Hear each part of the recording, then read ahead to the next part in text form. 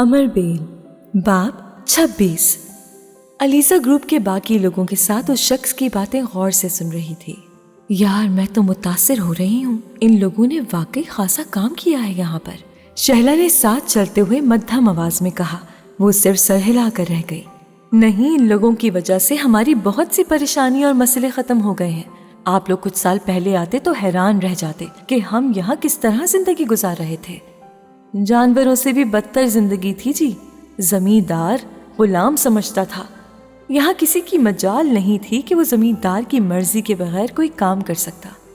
गांव में कायम एक सेंटर में फुटबॉल सीने वाले शख्स से गुफ्तगू का आगाज करने पर उन्होंने उससे सुना था, यहाँ जमींदार स्कूल बनने नहीं देता था। जितनी दफा भी हुकूमत ने यहाँ स्कूल बनवाने की कोशिश की, जमींदार ने यहाँ किसी मास्टर को आने नहीं दिया। स्कूल मास्टर के बगैर तो नहीं चल सकता था जी। हम सबको मजबूर किया जाता था कि हम उसके खेतों के अलावा कहीं और काम ना करें। काम के बदले में हमें साल का अनाज दिया जाता था, साथ चंद जोड़े कपड़े। अगर यहाँ का कोई आदमी गांव से बाहर कहीं काम करने की कोशिश करता तो जमींदार उसे मजबूर करता कि वो आदमी अपने पूरे खानदान के साथ इलाका छोड़कर चला जाए। वो लोग खामोशी से उस शख्स की बातें सुन रहे थे। अलीसा हर चीज को जज करने की कोशिश कर रही थी।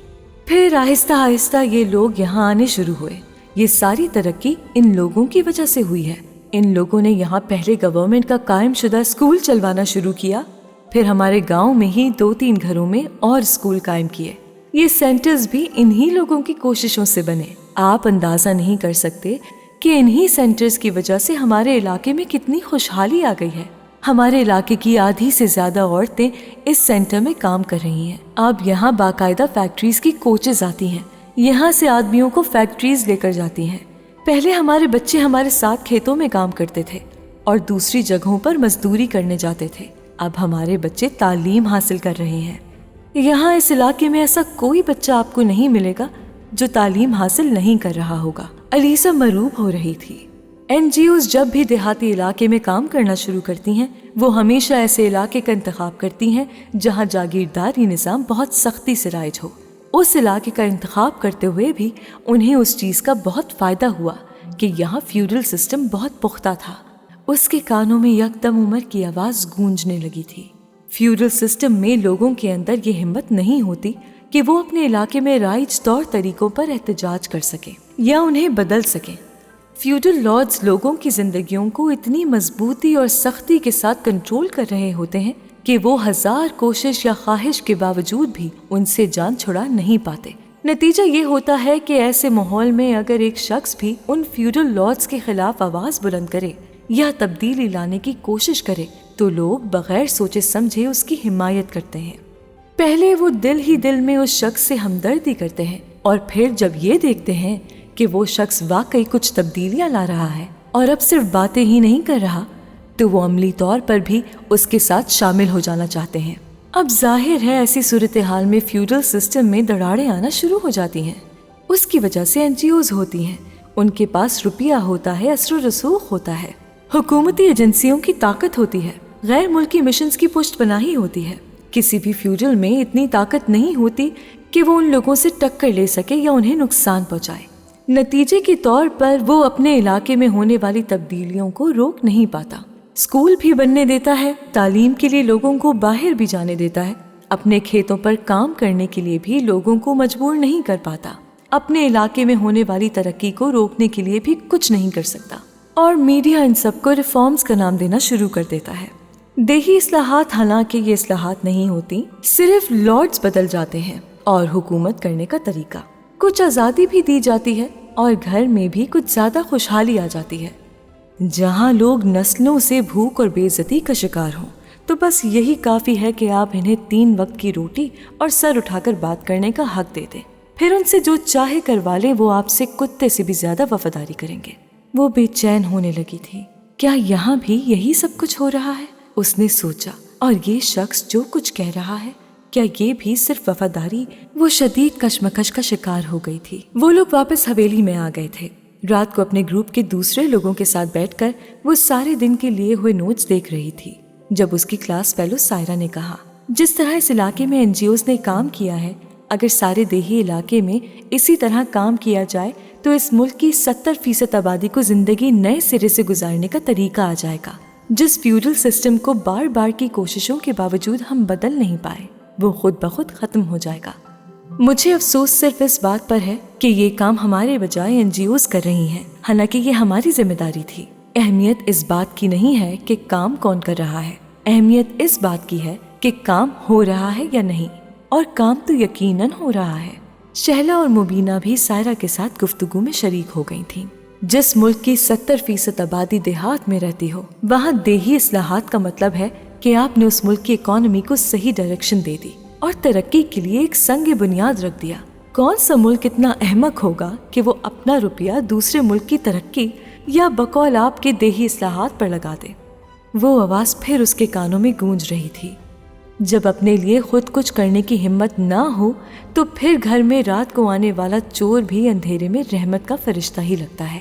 20ویں صدی کی اس آخری دہائی میں کون سا ایسا شخص ہوگا جو کسی مطلب کے بغیر کسی کے لیے کچھ کرے؟ اور ہم بات کر رہے ہیں برسات میں مشرومز کی طرح اگنے والی درجنوں فورن NGOs کی، جو ڈالرز اور پاؤنڈز کے تھیلے بھر کر تھرڈ ورلڈ میں سوشل اور رورل ریفارمز کرنے نکلی ہیں۔ کیا لطیفہ ہے! اسے عمر کا کہکہا یاد آیا تھا۔ تم کیا سوچ رہی ہو علیزہ؟ شیلا نے اسے مخاطب کیا۔ وہ یکدم چونک گئی۔ کیا؟ میں پوچھ رہی ہوں تم کیا سوچ رہی ہو؟ وہ ایک بار پھر سوچ میں پڑ گئی۔ کہاں گم ہو گئی ہو؟ اس بار شیلا نے ایک بار پھر علیزہ کی آنکھوں کے سامنے ہاتھ لہرایا۔ وہ ایک گہری سانس لے کر جیسے کسی ٹرانس سے باہر آ گئی۔ تمہارا کیا خیال ہے یہاں ہونے والے کام کے بارے میں؟ سائرہ نے اسے مخاطب کیا۔ پتہ نہیں، اس نے کندھے اچکاتے ہوئے بے بسی سے کہا۔ کیا مطلب؟ سائرہ اس کے جواب پر حیران ہوئی۔ میں اصل میں سمجھ نہیں پا رہی کہ میں کیا کہوں، اس نے وضاحت کی۔ یعنی تم بھی میری طرح یہاں ہونے والے کام سے بہت متاثر ہو؟ سائرہ نے مسکرا کر کہا۔ یہ بھی پتہ نہیں۔ یہ کیا بات ہوئی؟ سائرہ پھر حیران ہوئی۔ سب کچھ تو دیکھا ہے تم نے، ان کا آفس، وہاں ہونے والا کام، یہاں چلنے والے اسکول، عورتوں کا سینٹر، اور یہ جو ڈھیر پیپرز پکڑائے ہیں انہوں نے، یہ پڑھنے کے لیے دیے ہیں۔ سارے فیکٹس اینڈ فگرز ہیں اس میں، چائلڈ لیبر کے حوالے سے روزگار کی صورتحال، عورتوں کی کنڈیشن، ان کا رول، آنے والے سالوں کے لیے NGOs کی پلاننگ۔ اتنا ڈیٹا ملنے کے بعد بندے کی کوئی رائے تو ہوتی ہے نا؟ تمہاری کیا رائے ہے؟ سائرہ نے پوچھا۔ مجھے اصل میں یقین نہیں آ رہا، اس نے گہرا سانس لے کر کہا۔ کیا یقین نہیں آ رہا؟ مگر کس بات پر؟ فائزہ تقریباً چلائی۔ یہی کہ NGOs واقعی اس علاقے میں اتنا بڑا انقلاب لے آئی ہیں۔ کیوں یقین نہیں آ رہا؟ تم نے تو سب کچھ خود دیکھا ہے، لوگوں سے ملی ہو، یہ پیپرز دیکھو، ہمارے ڈپارٹمنٹ کے پاس موجود رپورٹ دیکھو۔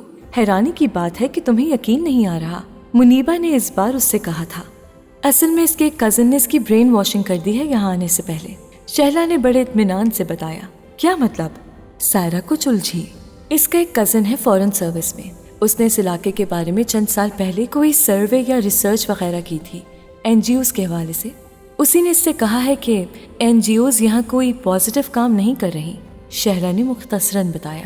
کم آن علیزہ، تم تو ایسی باتوں پر یقین نہ کرو، تمہارے کزن کو تو یہی کہنا تھا۔ بیوروکریٹ ہے نا، اس لیے۔ بیوروکریٹ اسی فیوڈل سسٹم کا ایک دوسرا ورژن ہے۔ اس ملک کی دو بیساکھیاں ہیں، فیوڈلوٹس اور بیوروکریٹس۔ دونوں بیساکھیاں ایک دوسرے کو سپورٹ کرتی ہیں۔ بیساکھیوں کو اس بات سے دلچسپی نہیں ہے کہ وہ سہارا دے رہی ہیں، انہیں صرف اس بات سے دلچسپی ہے کہ ان کا سہارا لے کر چلنے والا مریض صحت یاب نہ ہو جائے۔ تمہارا کزن بھی اس سسٹم کی پروڈکٹ ہے، تم اس سے اسی قسم کی باتیں سنو گی۔ عمر کا فیوڈل سے کوئی تعلق نہیں ہے، اور نہ ہی وہ اس طرح کا بیوروکریٹ ہے جس طرح کا تم سمجھتی ہو، علیزہ نے مدھم آواز میں کہا۔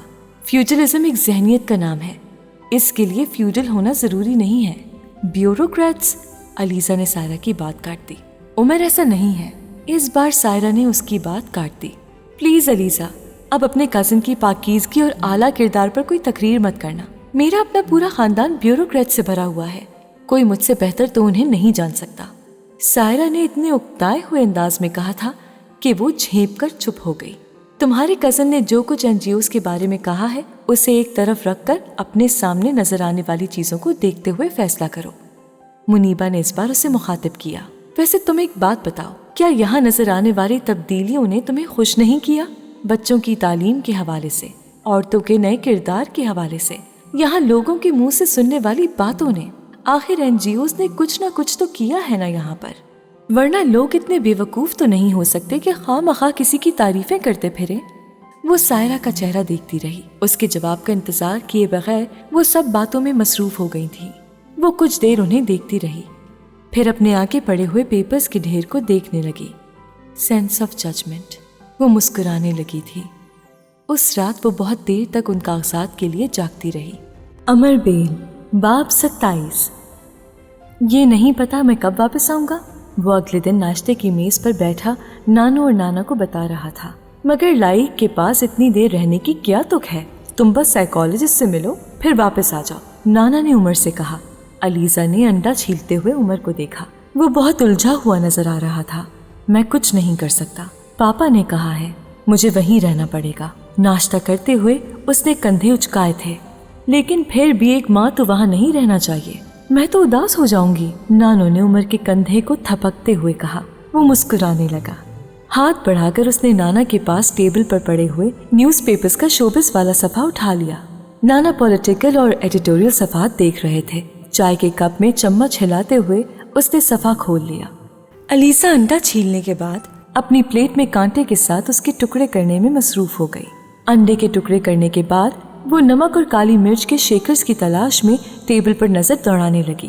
وہ دونوں اسے عمر کے سامنے پڑے نظر آئے۔ وہ اس سے کافی فاصلے پر تھے۔ وہ ہاتھ بڑھا کر انہیں نہیں پکڑ سکتی تھی۔ وہ عمر سے انہیں پکڑانے کے لیے کہنا چاہتی تھی، مگر عمر کے چہرے پر نظر دوڑاتے ہوئے وہ چونک گئی تھی۔ وہ شوبز کا صفحہ کھولے، اس پر نظریں جمائے بالکل بے حس و حرکت تھا۔ ہونٹ بھینچے ہوئے اس کے چہرے کی رنگت سرخ ہو رہی تھی۔ وہ حیران ہوئی، وہ ایسی کون سی چیز پڑھ رہا تھا جس نے اسے یوں مشتعل کر دیا تھا۔ وہ سب کچھ بھول کر اسے دیکھنے لگی۔ تبھی نانو بھی اس کی طرف متوجہ ہو گئی تھی۔ عمر، کیا ہوا؟ انہوں نے یکدم تشویش بھری نظروں سے عمر کو دیکھا۔ نانا بھی اخبار سے نظریں ہٹا کر اس کی طرف متوجہ ہو گئے۔ عمر نے نانو کی طرف دیکھا۔ علیزہ نے اس کی آنکھوں میں یکدم نمی امٹتے دیکھی۔ پھر کچھ کہے بغیر وہ اخبار ٹیبل پر پٹخ کر ڈائننگ ٹیبل سے اٹھ گیا۔ عمر، عمر، کیا ہوا؟ مجھے بتاؤ تو۔ نانو اسے آوازیں دیتی رہ گئی تھی، مگر وہ رکا نہیں۔ تیز قدموں کے ساتھ وہ ڈائننگ روم سے نکل گیا۔ نانا نے ہاتھ بڑھا کر شوبز کا وہ صفحہ اٹھا لیا۔ آخر ایسی کیا چیز دیکھ لی ہے کہ اس طرح اٹھ کر چلا گیا؟ علیزہ نے نانا کو پریشانی کے عالم میں کہتے سنا۔ وہ اب اس صفحے کا جائزہ لے رہے تھے۔ علیزہ اور نانو منتظر نظروں سے انہیں دیکھ رہی تھیں۔ وہ کچھ دیر جائزہ لیتے رہے۔ مجھے تو یہاں کچھ بھی ایسا نظر نہیں آیا جو اسے اس طرح مشتعل کر دے، وہ بالآخر بڑبڑائے۔ پلیز ماز، آپ دھیان سے دیکھیں، آخر کوئی تو چیز ہے نا جس نے اسے پریشان کیا ہے۔ نانو بہت پریشان تھیں۔ نانا ایک بار پھر اس صفحے کا تفصیلی جائزہ لینے لگے تھے۔ علیزہ کی بھوک اڑ گئی تھی۔ آخر عمر اب کیوں پریشان ہوا ہے، وہ سوچ رہی تھی۔ نانا پلیز مجھے دکھائیں، شاید مجھے پتہ چل جائے، اس نے ہاتھ بڑھاتے ہوئے اضطراب کے عالم میں اپنے نانا سے کہا، مگر معاذ حیدر نے اخبار اس کی طرف نہیں بڑھایا۔ ان کے چہرے کا رنگ یکدم بدل گیا تھا۔ عمر کو کیا ہوا تھا وہ جان چکے تھے۔ کچھ کہے بغیر انہوں نے اخبار نانو کے سامنے رکھتے ہوئے ایک خبر کی طرف اشارہ کیا۔ علیزہ نے نانو کے چہرے کا رنگ بھی اسی طرح اڑتے دیکھا۔ پھر انہوں نے اپنے سر کو پکڑ لیا تھا۔ جہانگیر کو کیا ہو گیا ہے؟ علیزہ گھبرا گئی۔ کیا ہوا ہے نانو؟ انکل جہانگیر کو کیا ہوا؟ نانو کوئی جواب دینے کے بجائے یکدم ٹیبل سے اٹھ گئی۔ علیزہ نے نانا کو بھی ان کے پیچھے جاتے دیکھا۔ اس نے بے اختیار کھڑے ہو کر ٹیبل کے دوسرے سرے پر پڑا ہوا اخبار اٹھا لیا۔ کچھ دیر وہ متلاشی نظروں سے اخبار کو دیکھتی رہی، پھر اس کی نظریں ایک خبر پر جم گئی۔ ایک مشہور اور کم عمر ماڈل کی ایک بہت ہی خوبصورت تصویر کے ساتھ ایک کیپشن لگا ہوا تھا، سلٹری روشنا ٹائڈ دی ناٹ۔ وہ تفصیل پڑھنے لگی تھی۔ خبر میں 20 سالہ روشنا کی عمر میں اپنے سے 35 سال بڑے واشنگٹن میں پوسٹڈ پاکستانی سفارتکار جہانگیر ماز کے ساتھ شادی کو مرچ مسالہ لگا کر پیش کیا گیا تھا۔ جہانگیر ماز کی پہلی دونوں شادیوں کے ساتھ ساتھ ان کی رنگین مزاجی کا بھی ذکر کیا گیا تھا، اور رپورٹر نے روشنا کو یہ مشورہ بھی دیا تھا کہ وہ خیال رکھے کہ جہانگیر چوتھی شادی نہ کر پائے کیونکہ عادتیں مشکل سے چھوٹتی ہیں۔ علیزہ نے اخبار بند کر دیا۔ وہ غصے میں بھرا ہوا اپنے کمرے میں گیا تھا۔ موبائل نکال کر اس نے جہانگیر کو کال کرنا شروع کر دیا۔ کچھ دیر بعد جہانگیر لائن پر آ گئے تھے۔ اوہ عمر، تم نے کیسے فون کیا؟ کیا لیک کے پاس پہنچ گئے ہو؟ نہیں، میں ان کے پاس نہیں گیا اور نہ ہی جاؤں گا۔ کیوں؟ کیا ہوا؟ جہانگیر جیسے کچھ محتاط ہو گئے۔ میں امریکہ آنا چاہتا ہوں، اس نے اسی اکھڑے انداز میں کہا۔ تم سے میں نے پہلے بھی کہا ہے کہ میں نہیں چاہتا ابھی تم یہاں آؤ۔ کیوں نہیں چاہتے آپ؟ مجھے کوئی وضاحت دینے کی ضرورت نہیں ہے۔ ان کا لہجہ یکدم خشک ہو گیا۔ ہاں، آپ کو کوئی وضاحت دینے کی ضرورت نہیں ہے، کیونکہ میں جانتا ہوں آپ مجھے امریکہ آنے سے کیوں روک رہے ہیں۔ اس کے لہجے کی تلخی میں اضافہ ہو گیا تھا۔ کیوں روک رہا ہوں؟ اپنی نئی بیوی کی وجہ سے۔ دوسری طرف یکدم خاموشی چھا گئی تھی۔ عمر جہانگیر کے کسی جملے کا منتظر رہا، مگر وہ خاموش ہی رہے تھے۔ ایک لمبے وقفے کے بعد انہوں نے بالآخر گہرا سانس لے کر کہا، تمہیں کس نے بتایا ہے؟ ساری دنیا میری طرح اندھی نہیں ہوتی۔ مجھ سے بکواس کرنے کی ضرورت نہیں ہے۔ مجھے صرف یہ بتاؤ کہ تمہیں اس شادی کے بارے میں کس نے بتایا؟ عمر کے ڈپریشن میں اضافہ ہونے لگا تھا۔ جہانگیر شرمندہ لگ رہے تھے۔ نہ انہوں نے اس شادی سے انکار کیا تھا۔ نیوز پیپرز میں پڑھا ہے میں نے۔ کس نیوز پیپر میں؟ آپ نیوز پیپر کا نام جان کر کیا کریں گے؟ نیوز پیپر بند کروا دیں گے سچ چھاپنے کے جرم میں؟ تم مجھ سے کیا جاننا چاہتے ہو؟ اس کے سوال کا جواب دینے کے بجائے انہوں نے کہا تھا، میں کیا جاننا چاہتا ہوں؟ میں صرف یہ جاننا چاہتا ہوں کہ آپ نے یہ شادی کیوں کی ہے؟ تمہیں مجھ سے یہ سوال پوچھنے کی ہمت کیسے ہوئی؟ وہ فون پر چلا اٹھے تھے۔ چند لمحے کے لیے وہ چپ سا رہ گیا۔ آپ کو پتا ہے وہ لڑکی عمر میں آپ سے کتنی چھوٹی ہے؟ مجھ سے بھی 6 سال چھوٹی ہے وہ۔ تمہیں مشورہ دینے کو کس نے کہا ہے؟ میں آپ کو کوئی مشورہ نہیں دے رہا ہوں، میں آپ کو صرف یہ بتا رہا ہوں کہ آپ… جہانگیر نے اس کی بات کاٹ دی تھی۔ مجھے کچھ بھی بتانے کی ضرورت نہیں ہے۔ میں جانتا ہوں میں نے کیا کیا ہے اور کیوں کیا ہے۔ آپ کو اندازہ ہے کہ آپ کی اس حرکت سے آپ کے بچوں پر کیا اثر ہوگا؟ تم صرف اپنی بات کر رہے ہو، میں ٹھیک کہہ رہا ہوں نا؟ Am I right؟ انہوں نے بڑے جتانے والے انداز میں کہا۔ میں صرف اپنی بات نہیں کر رہا ہوں، میں آپ کے سب بچوں کی بات کر رہا ہوں۔ تمہیں دوسروں کی بات کرنے کا کوئی حق ہے نہ ضرورت۔ تم صرف اپنی بات کرو۔ آپ نے کسی کے ساتھ بھی اچھا نہیں کیا۔ مجھ سے مزید بکواس کرنے کی ضرورت نہیں ہے۔ میری شادی میرا پرسنل افیئر ہے۔ میں جب جس سے چاہوں شادی کر سکتا ہوں۔ میرے معاملات میں ٹانگ مت اڑاؤ۔ کیا اتنی بکواس کافی ہے یا کچھ اور بھی بکنا ہے تمہیں؟ آپ جانتے ہیں پریس آپ کے بارے میں کیا کہہ رہا ہے؟ آپ کے بارے میں کیا کامنٹس دیے جا رہے ہیں؟ وہ بامشکل اپنی آواز پر قابو پا رہا تھا۔ مجھے پرواہ نہیں ہے۔ اس نے باپ کی سرد آواز سنی۔ اس کا خون کھول کر رہ گیا۔ But I do care۔ میرے لیے لوگوں سے ملنا بہت مشکل کر دیا ہے آپ نے۔ آپ کی اس تیسری اور اپنے سے آدھی عمر کی لڑکی سے شادی کی کیا لاجک پیش کروں میں لوگوں کے سامنے؟ تم اپنے کام سے کام رکھو اور میرے معاملات کے بارے میں فکر مندی کے ڈرامے مت کرو۔ کل تک لیک کے پاس چلے جاؤ۔ میں کل اس سے فون پر کانٹیکٹ کروں گا۔ میں ان کے پاس نہیں جا رہا ہوں۔ کیا مطلب؟ میں آج سیٹ بک کرواؤں گا اور اگلی فلائٹ سے امریکہ آ رہا ہوں۔ بکواس مت کرو۔ میں بکواس نہیں کر رہا ہوں، جو کرنے والا ہوں وہی بتا رہا ہوں۔ اور امریکہ آ کر کیا کرو گے تم؟ یہ وہاں آ کر ہی دیکھوں گا۔ اس نے موبائل بند کر دیا۔ چند لمحے بعد موبائل پر دوبارہ کال آنے لگی۔ وہ جانتا تھا جہانگیر اسے کال کر رہے ہوں گے۔ اس نے موبائل آف کر کے رکھ دیا۔ مجھے ان سے بات نہیں کرنا ہے۔ جہانگیر نے اس کا موبائل آف ہونے کے بعد فون پر معاذ حیدر سے اس سے بات کروانے کے لیے کہا۔ معاذ حیدر نے جہانگیر سے ان کی شادی کے بارے میں بات کرنے کی کوشش کی تھی، مگر انہوں نے انتہائی سختی کے ساتھ انہیں یہ کہہ کر خاموش کر دیا تھا، پاپا آپ کا اس سے کوئی کنسرن نہیں ہونا چاہیے، یہ میرا ذاتی مسئلہ ہے، میں چاہوں تو 10 اور شادیاں کر لوں، آپ مجھے منع کیسے کر سکتے ہیں؟ جہانگیر کا لہجہ اتنا خشک اور اکھڑا ہوا تھا کہ معاذ اس سے کچھ نہیں کہہ سکے۔ آپ عمر سے میری بات کروا دیں، میں اس کے موبائل پر بات کر رہا تھا، مگر اب اس کا موبائل آف ہے، انہوں نے معاذ حیدر سے کہا تھا، اور اب معاذ حیدر اس کو جہانگیر سے فون پر بات کرنے پر مجبور کر رہے تھے۔ وہ سامان پیک کرنے میں مصروف تھا۔ مجھے ان سے بات نہیں کرنا ہے، یہ بتا دیں انہیں۔ وہ ان کی بات پر غرایا تھا۔ مگر تم سامان کیوں پیک کر رہے ہو؟ نانو گھبرا رہی تھیں۔ وہ خاموشی سے اپنا کام کرتا رہا۔ نانا کچھ دیر اسے دیکھ کر باہر نکل گئے۔ وہ بات نہیں کرنا چاہتا، انہوں نے جہانگیر کو فون پر بتایا تھا۔ ٹھیک ہے نہ کرے، मगर उसे साफ साफ कह दें कि कल तक उसे लाइक के घर पर होना चाहिए। जहांगीर ने फोन पटक दिया था।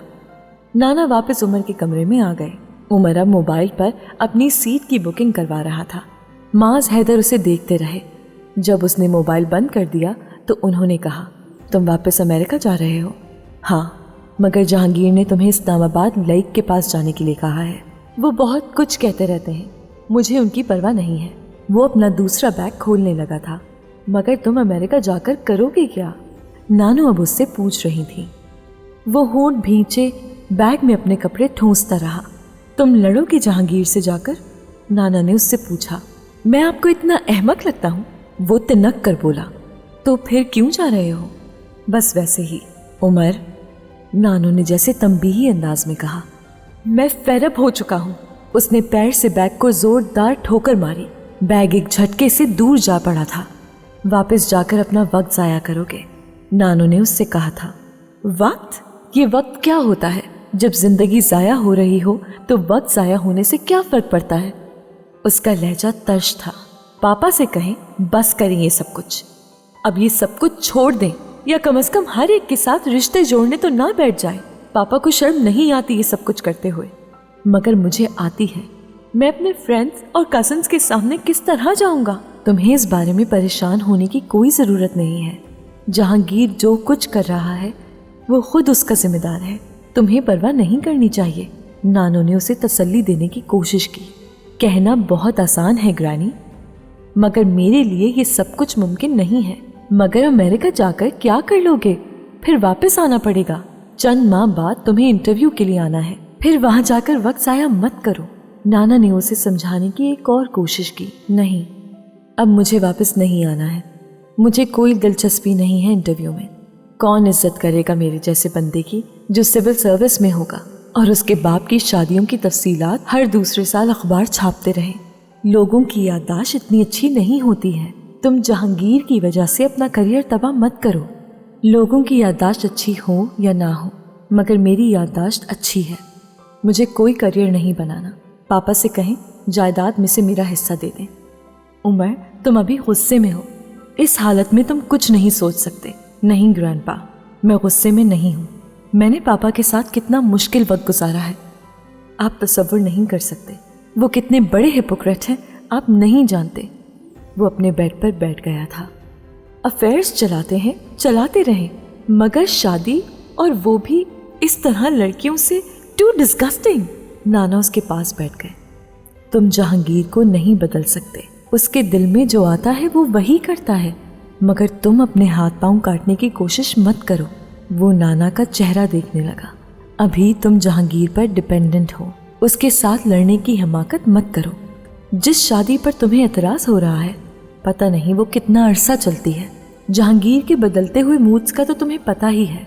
और फिर ये लड़की बहुत कम उम्र है। 4 दिन जहांगीर के पैसे पर ऐश करेगी, फिर उसे छोड़ जाएगी।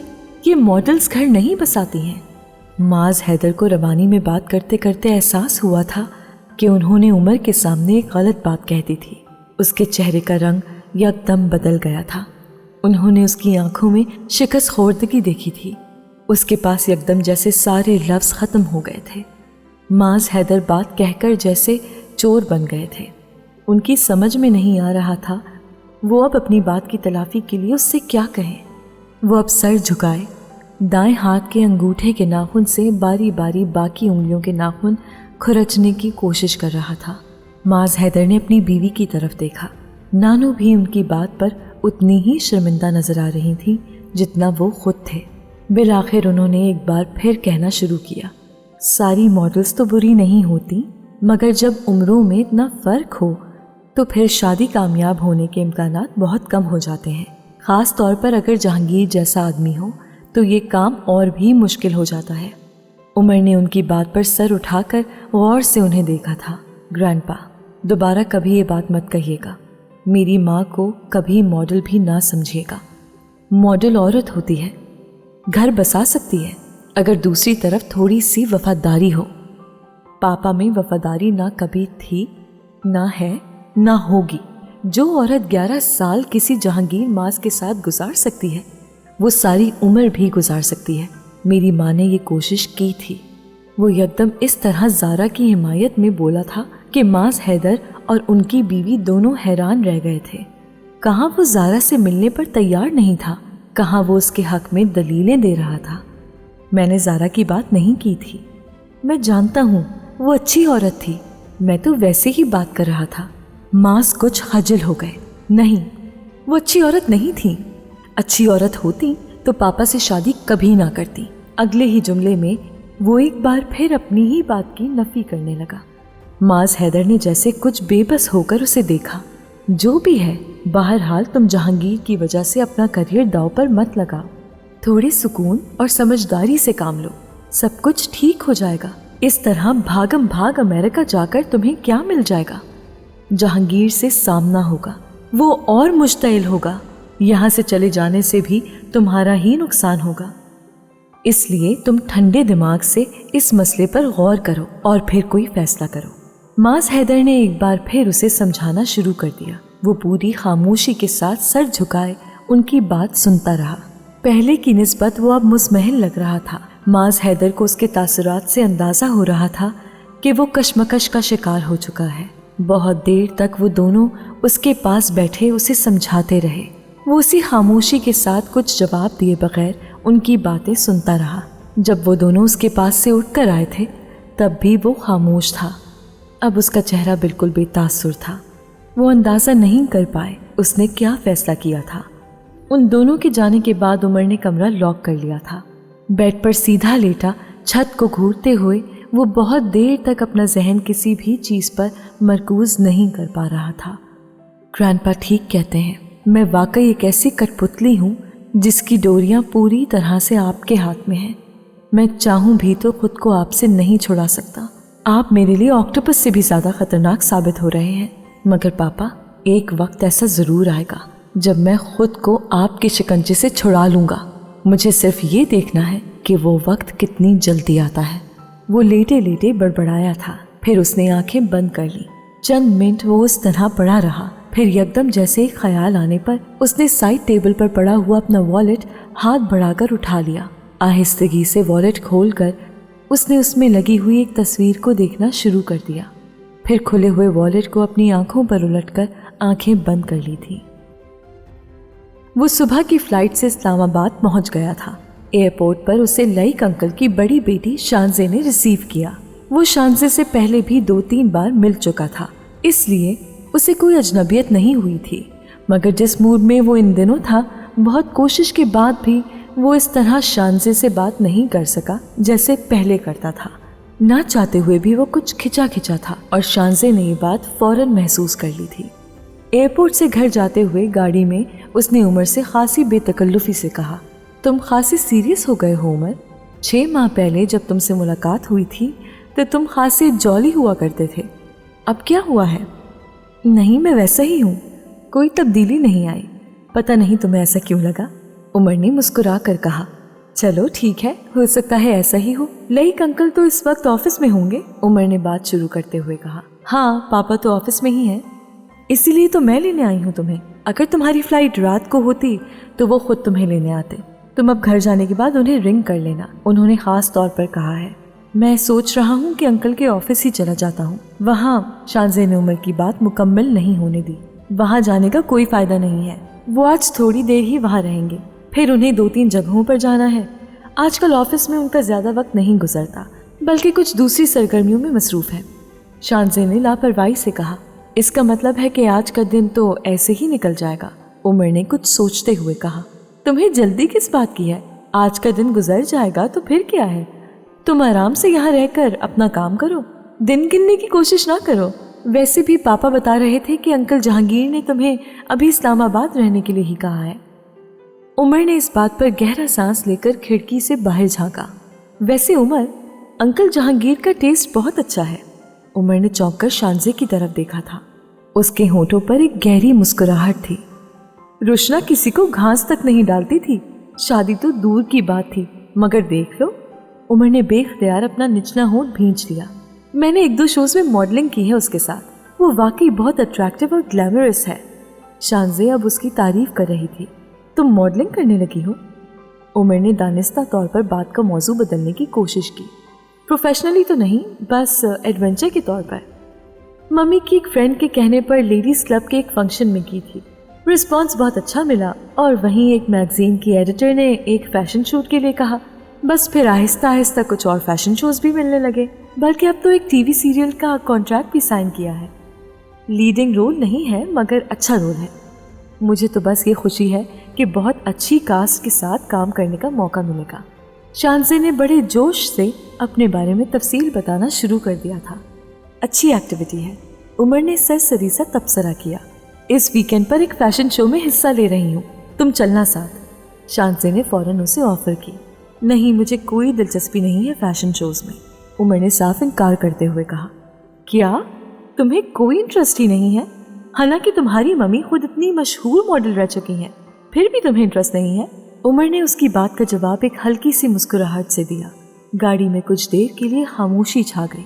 वैसे अंकल जहांगीर ने तुम्हें रुशना से शादी के बारे में बताया था। मेरा मतलब है शादी से पहले। एक बार फिर शानज़े ने ही खामोशी तोड़ी। गुफ्तगू का मौजू एक बार फिर वही हो गया था जिससे उमर बचने की कोशिश कर रहा था। हाँ, उसने झूठ बोला। और तुमने कुछ कहा नहीं? कोई एतराज़? मैं एतराज़ क्यों करता? ये पापा की ज़िंदगी है, वो जो चाहें करें, उसने बड़ी सर्द मोहरी और लापरवाही से कहा। हाँ, वैसे भी अंकल जहांगीर की शादी से तुम्हें तो ज़्यादा फर्क नहीं पड़ता। तुम्हारी मम्मी से तो पहले ही उनकी सेपरेशन हो चुकी है। एतराज़ तो समरीन आंटी ने किया होगा।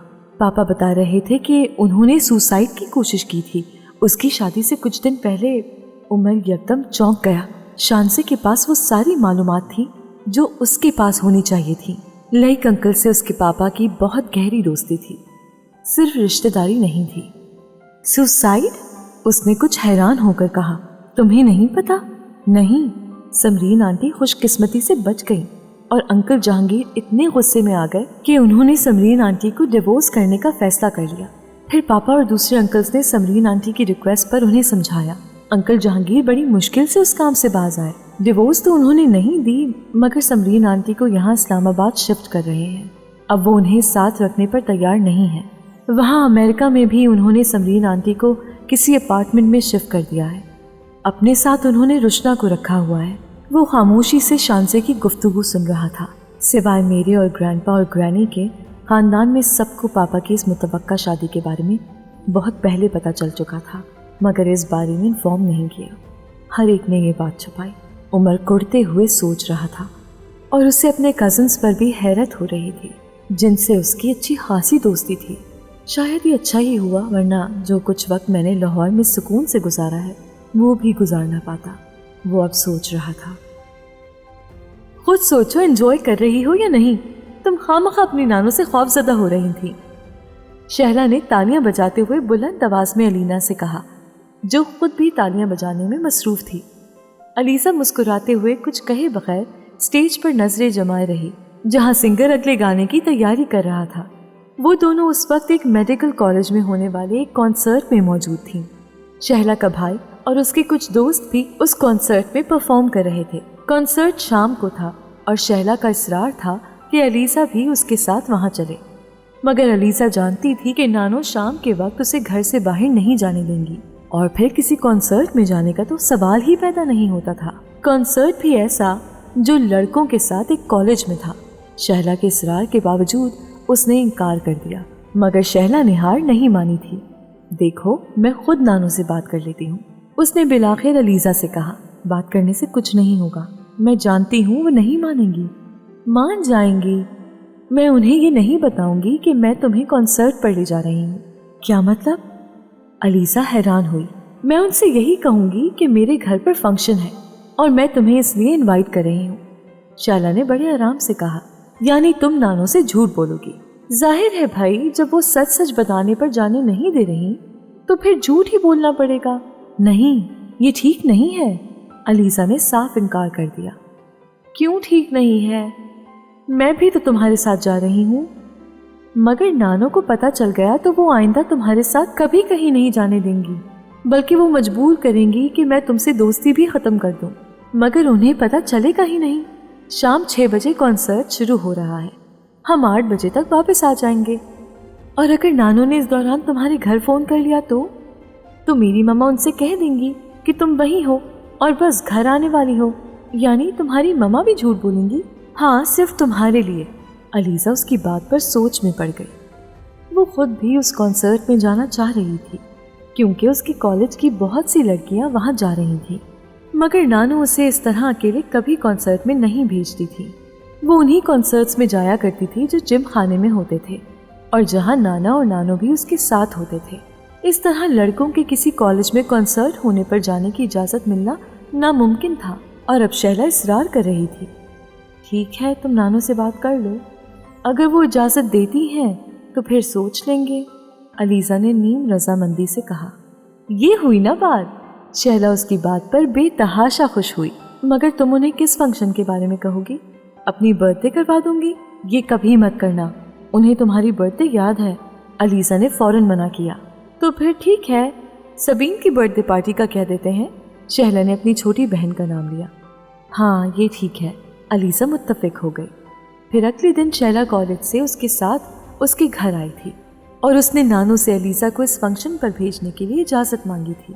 نانو نے حسب توقع فوراً انکار کر دیا، مگر شیلا نے اپنی بات پر اصرار اور ان کی اتنی منت کی کہ وہ بالآخر تیار ہو گئی، اور اب وہ دونوں وہاں کنسرٹ میں بیٹھی ہوئی تھی۔ کنسرٹ میں 2 مشہور سنگرز تھے اور ان کے علاوہ باقی سارے اسٹوڈنٹ سنگرز تھے۔ کنسرٹ ختم ہونے کے بعد سنگرز سے بھی ملیں گے، شیلا نے شور و غل کے درمیان اس سے کہا۔ علیزہ بے اختیار خوش ہوئی، مگر کنسرٹ ختم ہوتے ہوئے تو بہت دیر ہو جائے گی۔ پھر علیزہ کو اچانک خیال آیا، ایسا کریں گے جب فاروق پرفارم کر لے گا تو ہم اسٹیج کے پیچھے جا کر ان لوگوں سے مل لیں گے اور پھر چلے جائیں گے۔ شیلا کو بھی احساس ہوا کہ اس وقت تک دیر ہو جائے گی، پھر انہوں نے یہی کیا۔ شیلا کے بھائی نے اسٹیج پر 2 گانے گائے اور اس کے دوسرے گانے کے ختم ہوتے ہی وہ دونوں اسٹیج کے پیچھے چلی آئی تھیں۔ شیلا نے جاتے ہی فاروق کو مبارکباد دی اور پھر کہا، میرا اور علیزہ کا تعارف کروائیں ان لوگوں سے، کوئی فائدہ تو ہو تمہارے کنسرٹ کا۔ شیلا نے دور کھڑے ہوئے سنگرز کو خوش گپوں میں مصروف دیکھ کر اس سے کہا، اچھا ٹھیک ہے، میرے ساتھ آؤ۔ وہ انہیں لے کر لوگوں کی طرف بڑھ گیا تھا۔ علیزہ یکدم ایکسائٹڈ ہو گئی۔ فاروق نے ان دونوں کا تعارف کروایا تھا۔ شیلا بڑی بے تکلفی سے ان لوگوں سے خوش گپوں میں مصروف تھی، جبکہ علیزہ کچھ نروس سی ان لوگوں کو دیکھ رہی تھی۔ کچھ دیر لوگوں کے ساتھ گپ شپ کرنے کے بعد وہ لوگ فاروق کے ساتھ واپس جا رہے تھے، جب ایک لڑکے کو دیکھ کر فاروق ایک بار پھر رک گیا۔ یہ ذوالقرنین ہے، آج اس نے بھی پرفارم کیا ہے، تم لوگوں نے دیکھا ہی ہوگا، بہت اچھا دوست ہے میرا، اس نے علیزہ اور شیلا سے کہا۔ علیزہ نے اسٹیج پر سب سے پہلے اسی لڑکے کو پرفارم کرتے ہوئے دیکھا تھا اور وہ اس کے گانے سے زیادہ اس کی اسمارٹنیس سے متاثر ہوئی تھی۔ ویری گڈ لکنگ یار، اس نے اس کے اسٹیج پر آتے ہی شیلا سے کہا تھا، اور اب وہ اس کے سامنے کھڑا تھا۔ آپ لوگوں کو میرا گانا کیسا لگا؟ وہ مسکراتے ہوئے اس سے پوچھ رہا تھا۔ خاصا اچھا گا لیتے ہیں آپ، شیلا نے تعریف کی۔ اور آپ کی کیا رائے ہے؟ وہ علیزہ کی طرف متوجہ ہوا۔ اس سے پہلے کہ علیزہ کچھ کہتی، شیلا نے شوخ انداز میں کہا، علیزہ آپ سے زیادہ آپ کی لک سے متاثر ہوئی ہے۔ علیزہ کا دل چاہا وہ دھواں بن کر وہاں سے غائب ہو جائے۔ بے تکلفی اور مذاق میں کہا گیا وہ تبصرہ شیلا اس طرح ذوالقرنین کو بتا دے گی، یہ اس کے وہم و گمان میں بھی نہیں تھا۔ ذوالقرنین اور فاروق نے بے اختیار شیلا کی بات پر کہا لگایا، ہاں یہ ہمیشہ اپنے لکس کی وجہ سے فائدے میں رہتا ہے۔ سنگر گڈ لکنگ ہو تو سننے والوں کی توجہ خود بخود بڑھ جاتی ہے، پھر بونگی آواز کو بھی وہ برداشت کر لیتے ہیں۔ اب فاروق نے تبصرہ کیا، تمہارا اشارہ میری طرف ہے؟ ذوالقرنین نے فاروق کے کندھے پر ہاتھ مارتے ہوئے کہا، نہیں یار، یہ جرت میں کیسے کر سکتا ہوں؟ فاروق نے پہلو بچایا، چلے میں تو آپ کو پسند آیا، لیکن میری آواز آپ کو کیسی لگی یہ آپ نے نہیں بتایا۔ ذوالقرنین ایک بار پھر علیزہ سے مخاطب تھا۔ علیزہ میں سر اٹھانے کی بھی ہمت نہیں رہی، کچھ دیر پہلے کا سارا جوش و خروش غائب ہو چکا تھا۔ بتاؤ علیزہ، ان کا گانا کیسا لگا تمہیں؟ اس بار شیلا نے جیسے اس کی ہمت بندھاتے ہوئے کہا۔ علیزہ نے کچھ کہے بغیر غصے سے ایک نظر اس کو دیکھا۔ اب علیزہ ناراض ہو گئی ہے۔ یار میں مذاق کر رہی تھی۔ شیلا اس کے تیور فوراً بھاگ گئی۔ نہیں، بہرحال میں تو اس بات کو مذاق سمجھنے پر تیار نہیں، میں واقعی اچھا خاصا گڈ لکنگ بندہ ہوں۔ ذوالقرنین نے شیلا کی بات پر فوراً کہا، مگر اتنے گڈ لکنگ نہیں کہ علیزہ آپ سے متاثر ہو جائے۔ شیلا نے جیسے کچھ جتاتے ہوئے کہا، کیوں علیزہ کو متاثر کرنے کے لیے کتنا گڈ لکنگ ہونا ضروری ہے؟ اس بار پھر اس نے بڑی بے ساختگی سے کہا، یہ تو آپ علیزہ سے پوچھیں، شہلا نے مسکراتے ہوئے کہا۔ ٹھیک ہے، انہی سے پوچھ لیتا ہوں۔ شہلا گھر چلو، دیر ہو رہی ہے۔ وہ جواب دینے کے بجائے شہلا کو بازو سے کھینچنے لگے۔ بھائی یہ اتنا مشکل سوال تو نہیں ہے کہ آپ اس طرح یہاں سے بھاگنے کا سوچیں۔ ذوالقرنین نے ایک بار پھر کہا لگا کر کہا۔ علیزہ مزید نروس ہو گئی۔ جی نہیں، آپ کو غلط فہمی ہوئی ہے، ہم بالکل یہاں سے بھاگنے کی کوشش نہیں کر رہے، ہمیں واقعی دیر ہو رہی ہے، شہلا نے بلند آواز میں کہا۔ ٹھیک ہے، میں مان لیتا ہوں، لیکن کیا آپ لوگ میرے اگلے کنسرٹ میں آئیں گے؟ خاص طور پر علیزہ، اس نے انہیں انوائٹ کیا۔ آپ کا کنسرٹ کب ہے؟ شہلا نے پوچھا۔ اگلے مہینے۔ ٹھیک ہے، ہم سوچیں گے اور فاروق کو بتا دیں گے۔ شہلا نے چلنا شروع کر دیا۔ میں کم از کم علیزہ سے یہ توقع نہیں رکھتا کہ وہ میرے کنسرٹ میں آنے کے لیے پہلے سوچیں اور پھر فیصلہ کریں انہیں آنا ہے۔ علیزہ نے شہلا کے ساتھ تیز قدموں سے چلتے ہوئے اپنی پشت پر اس کی آواز سنی۔ فاروق اور ذوالقرنین کی نظروں سے اوجھل ہوتے ہی علیزہ شہلا پر برس پڑی۔ تمہیں شرم آنی چاہیے اس طرح اس سے میرے بارے میں بات کرتے ہوئے۔ وہ کیا سوچتا ہوگا کہ میں کیسی لڑکی ہوں؟ اس میں بری بات کیا ہے؟ اس نے تمہارے بارے میں اچھا ہی سوچا ہوگا، اسی لیے تو خاص طور پر اپنے کنسرٹ میں انوائٹ کیا ہے۔ اگر برا سوچا ہوتا تو ایسے نہ کرتا۔ ویسے بھی اپنی تعریف کسی کو بری نہیں لگتی۔ شہلا، تم بہت بدتمیز ہو، میں آئندہ تم سے کوئی بات نہیں شیئر کروں گی۔ علیزہ کا غصہ کم نہیں ہوا تھا۔ اچھا ٹھیک ہے، میں ایکسکیوز کرتی ہوں، آئندہ ایسا نہیں کروں گی۔ اب تم یہ بتاؤ کہ اس کے کنسرٹ میں چلنا ہے؟ شہلا نے فوراً معذرت کرنی شروع کر دی۔ میں ابھی تم سے کوئی بات نہیں کرنا چاہتی، تم بس چپ ہو جاؤ۔ علیزہ اس کی معذرت سے متاثر نہیں ہوئی۔ شہلا خاموش ہو گئی۔ وہ علیزہ کو اچھی طرح جانتی تھی اور اسے پتا تھا کہ اب وہ اس وقت تک اس سے بات نہیں کرے گی جب تک اس کا غصہ ٹھنڈا نہیں ہو جاتا۔ ذوالقرنین سے ہونے والی علیزہ کی یہ پہلی ملاقات تھی اور پہلی ملاقات آخری ثابت نہیں ہوئی۔ کوشش کے باوجود بھی اس رات کنسرٹ سے گھر واپس جانے کے بعد علیزہ اسے اپنے ذہن سے جھٹک نہیں پائی۔ وہ واقعی اتنا ڈیشنگ تھا کہ کسی بھی لڑکی کے لیے اسے نظر انداز کرنا مشکل ہوتا، اور علیزہ جس عمر سے گزر رہی تھی اس عمر میں صنف مخالف میں اس طرح پیدا ہو جانے والی دلچسپی بڑی طوفانی رفتار سے بڑھتی ہے۔ اگلے چند دن بعد ایک دن شہلا نے اسے ایک فون نمبر دیا تھا۔ یہ ذوالقرنین کا فون نمبر ہے، وہ تم سے بات کرنا چاہتا ہے، یا پھر تم اگر کہو تو وہ خود تم کو کال کر لے۔ کیا مطلب؟ وہ کیوں بات کرنا چاہتا ہے؟ علیزہ کے ہاتھ پاؤں پھول گئے تھے۔ وہ دوستی کرنا چاہتا ہے تم سے۔ اس نے فاروق کا دماغ کھا لیا ہے اس دن سے کہ وہ تم سے اس کا رابطہ کروائے۔ فاروق نے مجھ سے کہا، اب میں تمہیں اس کا فون نمبر دے رہی ہوں۔ کہیں تم نے اس کو میرا فون نمبر تو نہیں دیا؟ میں نے تو نہیں، مگر فاروق نے دے دیا ہے۔ اب اگر تم اسے فون نہیں کرتی تو پھر یقیناً وہ تمہیں فون کرے گا۔ علیزہ کا جیسے سانس رک گیا۔ اوہ گاڈ، اگر فون نانو نے ریسیو کر لیا تو؟ شہلا، تم اسے منع کر دو کہ مجھے کبھی فون مت کرے۔ تو پھر بہتر ہے کہ تم خود اس سے بات کر لو، اسے فون کر لو۔ شہلا نے اس کے سامنے جیسے ایک تجویز رکھی تھی۔ مگر میں اسے فون پر کیا کہوں؟ نہیں، میں اسے کال نہیں کروں گی۔ اس نے فوراً انکار کر دیا۔ اس کا انکار بہت دیر تک نہیں چلا۔ دوسرے دن لاشعوری طور پر اسے فون کر بیٹھی تھی اور فون کالز کا یہ سلسلہ پھر بڑھتا چلا گیا تھا۔ ذوالقرنین میڈیکل کالج میں فاروق کا کلاس فیلو تھا۔ وہ دونوں 3rd ایئر میں تھے اور نہ صرف فاروق بلکہ شہلا کی بھی ذوالقرنین کے بارے میں اچھی رائے تھی۔ عمر ان دنوں اسلام آباد میں تھا اور اس کے اور علیزہ کے درمیان ہمدردی اور انسیت کا جو ایک تعلق شروع ہوا تھا وہ یکدم جیسے غائب ہو گیا تھا۔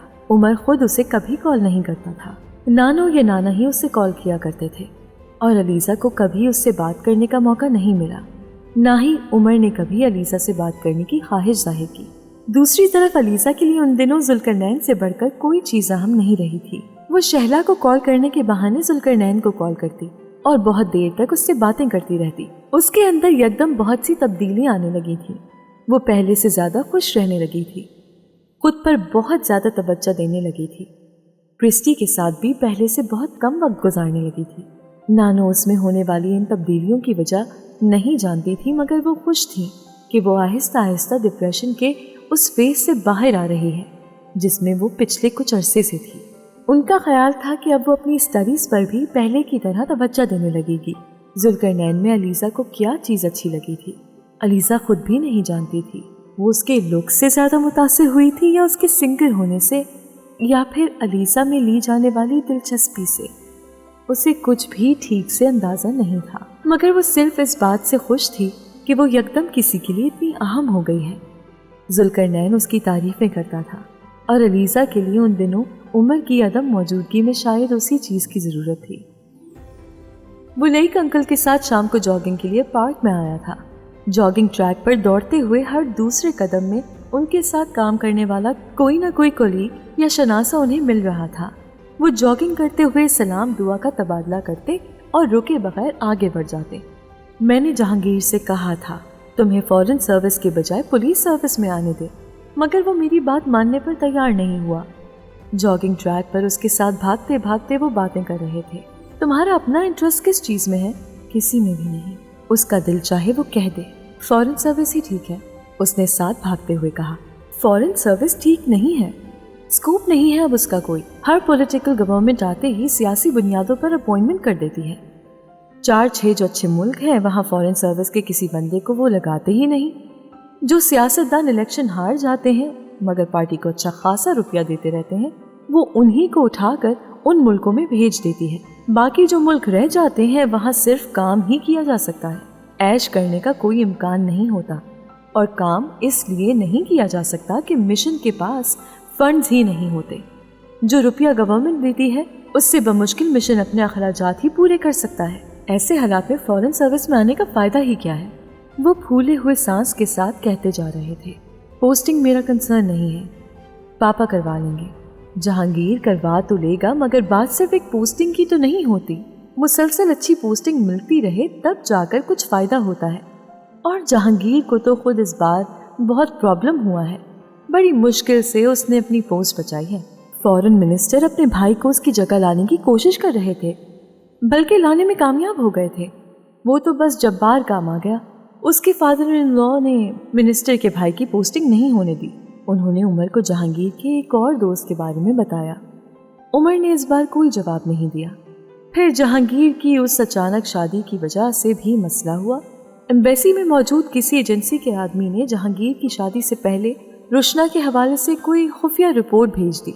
फॉरेन मिनिस्टर तो पहले ही ताक में बैठे थे। उन्होंने फौरन शोर शराबा कर दिया।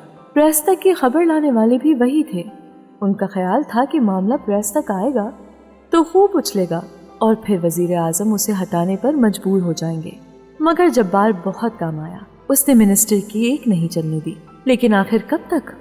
अब मिनिस्टर मुसलसल ताक में है, चोट खाया हुआ सांप बना बैठा है। फॉरेन सर्विस में इस तरह की सिचुएशन है तो पुलिस सर्विस में तो और भी ज़्यादा प्रॉब्लम्स होंगे, क्योंकि वहाँ सियासी मुदाखलात और भी ज़्यादा है। लईक अंकल के साथ भागते हुए उसने तबसरा किया अच्छी पोस्टिंग तो वहाँ भी मुश्किल से ही मिलेगी। हाँ, ये प्रॉब्लम्स तो वहाँ भी हैं, मगर वहाँ बंदा जिस भी शहर में पोस्टेड हो वहाँ की इंडस्ट्रियलिस्ट क्लास से कॉन्टैक्ट्स बना सकता है, अच्छा खासा फ़ायदा उठा सकता है। बंदे के पास पावर और अथॉरिटी हो तो समझो सारी दुनिया अपनी है। वो उसे गिर सिखा रहे थे। तुमने इंतखाब में दूसरे नंबर पर कौन सा डिपार्टमेंट दिया है? DMG। और पुलिस सर्विस को किस नंबर पर लिया है? तीसरे पर। बेहतर होता तुम उसे ही पहले नंबर पर रखते। बहरहाल अभी भी वक्त है, तुम सोच लो। मैं जहांगीर से दोबारा बात करूंगा, सब कुछ बदला जा सकता है। उन्होंने उसके सामने जैसे नया रास्ता खोला था। नहीं अंकल, मैं फॉरेन सर्विस ही ज्वाइन करना चाहता हूँ, मुझे किसी दूसरे ग्रुप में दिलचस्पी नहीं है। उमर ने इनकार कर दिया। फिर भी एक बार दोबारा सोच लो। नहीं, जो भी पापा ने तय किया है वो ठीक है। लईक अंकल जॉगिंग करते हुए खामोश हो गए। लईक अंकल जहांगीर माज से अपनी दोस्ती पर बड़ा फख्र करते थे और वो इस बात पर भी खासी नाज़ा थे कि जहांगीर माज उन पर मुकम्मल तौर पर एतमाद करता था।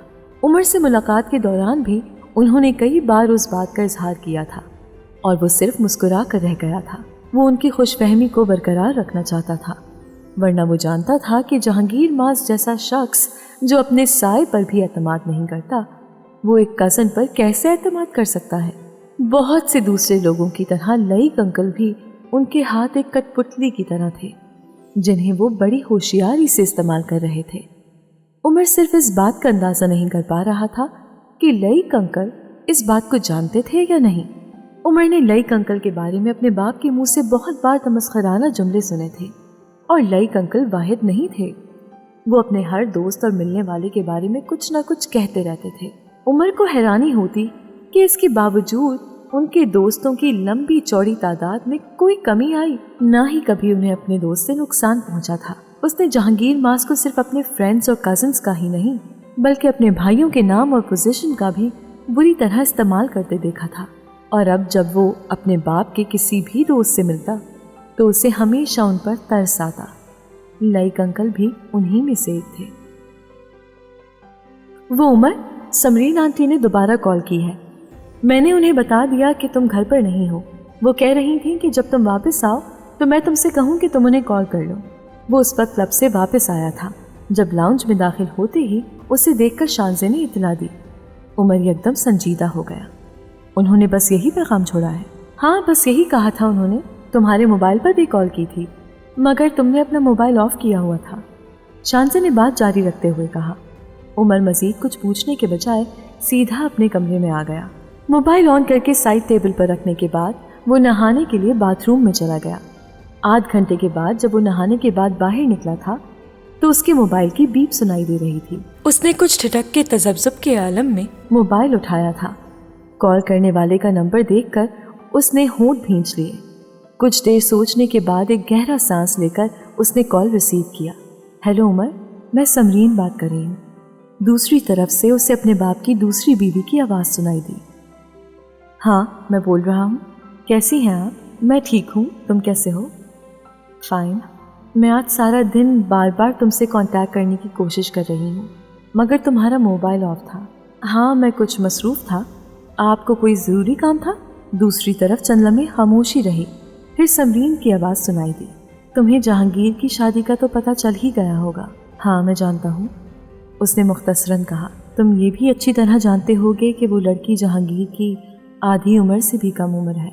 फिर जिस तरह की शोहरत वो रखती है, मैं नहीं जानती जहांगीर को क्या हो गया है, वो क्यों इस तरह की हरकतें कर रहा है। समरीन के लहजे से परेशानी झलक रही थी। उमर खामोशी से उनकी बात सुनता रहा। मैं और बच्चे जहांगीर की इस हरकत से कितने डिस्टर्ब हैं उसका तुम अंदाज़ा नहीं कर सकते, लेकिन मैं इस सिलसिले में क्या कर सकता हूँ, उसने उनकी बात काटते हुए कहा। तुम जहांगीर से बात करो। समरीन का लहजा इस बार कुछ धीमा था। क्या बात करूं? दूसरी तरफ कुछ देर खामोशी रही कि वो उस लड़की को डिवोर्स दे दे। आपका ख्याल है मेरे कहने पर पापा उसे डिवोर्स दे देंगे? उसने जवाबन उनसे पूछा। तुम उसके सबसे बड़े बेटे हो, तुम्हारी बात बहुत अहमियत रखती है। आप अगर ऐसा सोच रही हैं तो गलत सोच रही हैं। खुशकिस्मती से मैं उनका सबसे बड़ा बेटा तो हूँ, लेकिन मेरी बात उनके लिए कोई अहमियत नहीं रखती। उमर, तुम उसे मजबूर कर सकते हो। नहीं, मैं उन्हें मजबूर कर सकता हूँ, ना ही करना चाहता हूँ, उसने दो टोक अंदाज में कहा। उमर, मैं तुमसे रिक्वेस्ट कर रही हूँ। इस बार समरीन का लहजा मिन्नत भरा था। मैं उन पर जितना दबाव डाल सकता था डाल चुका हूँ। उनसे इस मौजू पर मेरी बात हो चुकी है और ये गुफ्तगू कुछ ज़्यादा खुशगवार नहीं रही, इसलिए मैं इस बारे में कुछ नहीं कर सकता। जहांगीर हमें इस्लामाबाद वाले घर में शिफ्ट करना चाहता है, मैं जानता हूँ, मगर मैं और बच्चे ऐसा नहीं चाहते। जहांगीर अपनी नई बीवी को क्यों नहीं यहाँ शिफ्ट करता? मैं और बच्चे उसके साथ रहना चाहते हैं। वो इस तरह हमें उठाकर कैसे फेंक सकता है? तुम कम से कम उससे ये तो कह ही सकते हो कि वो हमें अमेरिका में अपने पास ही रहने दे। मेरे कहने से कुछ नहीं होगा। पापा मेरी बात सुनेंगे ना मानेंगे। वैसे भी ये आप दोनों का ज़ाती मामला है। बेहतर है आप उसे खुद हल करें, मुझे दरमियान में मत लाएं, उसने बड़े पुरसुकून अंदाज में कहा। जहांगीर की शादी सिर्फ मेरा या मेरे बच्चों का ज़ाती मामला नहीं है। क्या तुम उससे मुतासिर नहीं हुए? क्या तुम्हें शर्मिंदगी नहीं हुई कि इस उम्र में जहांगीर ने इस तरह की हरकत की है? मैं इस तकलीफ से बहुत पहले गुजर चुका हूँ। बाप की सिर्फ दूसरी शादी तकलीफ दे होती है, तीसरी, चौथी, पांचवी, छठी से कुछ नहीं होता। वो सब कुछ फिर रूटीन लगती है। उसके लहजे की काट ने समरीन को चंद लम्हों खामोश कर दिया। मैंने जहांगीर से शादी तुम्हारी माँ की डिवोर्स के बाद की थी, मगर उस डिवोर्स का सबब आप ही थी। नहीं, ऐसा नहीं है। उमर, जहांगीर और ज़ारा के दरमियान अंडरस्टैंडिंग नहीं थी। फिर तुम्हारी माँ ने अपनी मर्जी से। उमर ने नागवारी से उनकी वजाहत को काट दिया। मैं माजी में नहीं जाना चाहता कि किसने क्या किया, किसकी वजह से और क्यों। कम से कम अब मुझे इस बहस से कोई दिलचस्पी नहीं है। मैं आपको बस ये बताना चाहता हूँ कि आप मुझे अपने हाथ का हथियार बनाकर इस्तेमाल करने की कोशिश ना करें। उमर, तुम मुझे गलत समझ रहे हो सकता है। बहरहाल यह आप दोनों का ज़ाती मामला है और बेहतर है आप उसे खुद हल करें। जो कुछ आप मेरे ज़रिए पापा से कहलवाना चाहती हैं वो खुद कह दें, या फिर वलीद से कहें कि वो पापा से बात करें। हो सकता है मेरे बजाय वो ज़्यादा बेहतर तरीके से ये सब कुछ पापा तक पहुंचा दें। दूसरी तरफ से फ़ोन यकदम बंद कर दिया गया। समरीन के साथ उसके ताल्लुकात में हमेशा एक तकल्लुफ़ रहा था। समरीन ने यह अजनबियत दूर करने के लिए पहल की थी, ना ही उमर ने इसकी कोशिश की थी। उमर और उनके दरमियान बड़ी सरसरी और रस्मी सी गुफ्तगू होती थी। उमर को हैरानी हुई थी कि समरीन ने इस तरह उससे मदद लेने की कोशिश क्यों की थी। उसके दिल में समरीन के खिलाफ किसी किस्म का कोई बुग़्ज़ नहीं था, ना ही उसने कभी समरीन को अपनी माँ और बाप के दरमियान होने वाली अलहदगी का जिम्मेदार समझा था। लेकिन उसके बावजूद भी उसने समरीन के लिए कभी बहुत अच्छे एहसासात भी नहीं रखे थे, और उसमें बड़ा हाथ खुद समरीन का ही था।